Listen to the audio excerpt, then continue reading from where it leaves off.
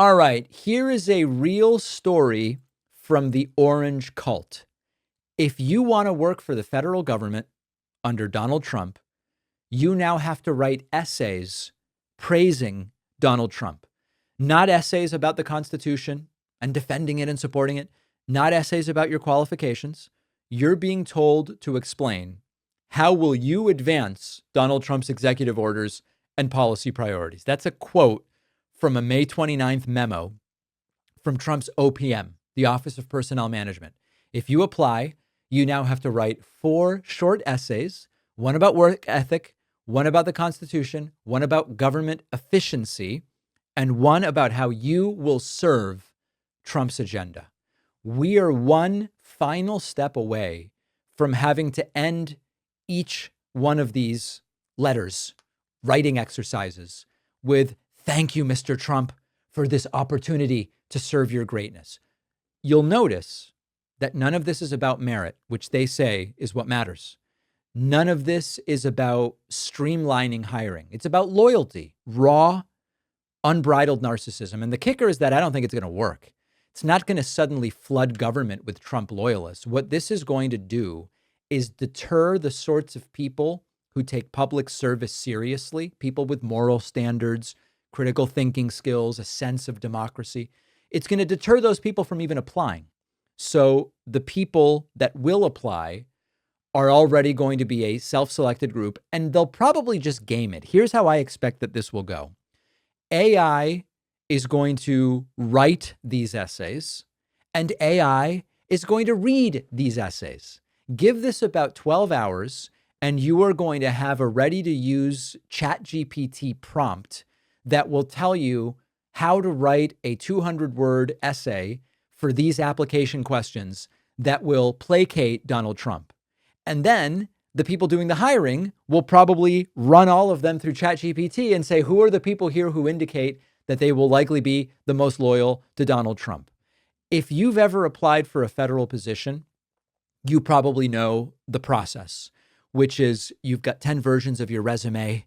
You're attaching PDFs, cover letters, trying to tweak it to appear as though you're a perfect fit for each one of these jobs.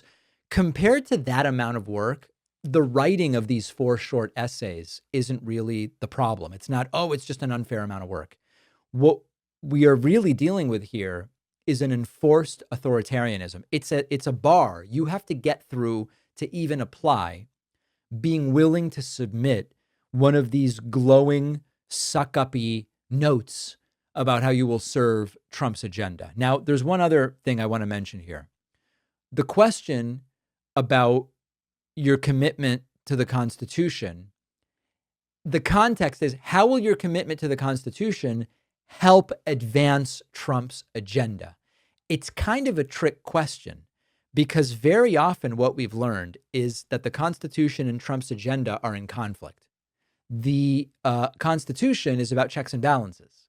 Trump's agenda is about unchecked power on Trump's say-so because he said it.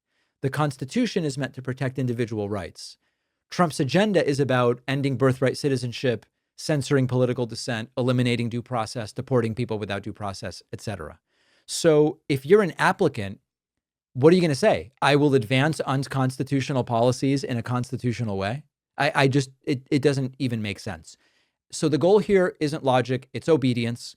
It fits within Trump's loyalty agenda.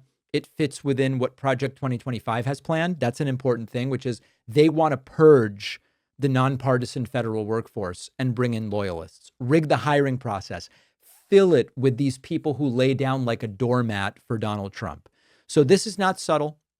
We are seeing longtime public service experts sounding the alarm, saying that it took generations to build this nonpartisan public service infrastructure, and they're just doing away with it and stacking it with loyalists. And the worst part, I believe, is that it's barely going to register.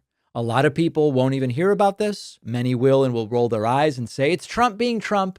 But you have to understand that this is the machinery of the second Trump term authoritarianism. It's getting bolted into place now. It's not just sticky notes. They're bolting it into place. It's idiotic.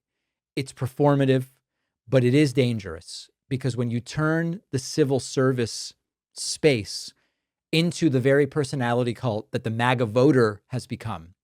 You're not just breaking government, you're kind of breaking the idea that it even is going to serve the people at all.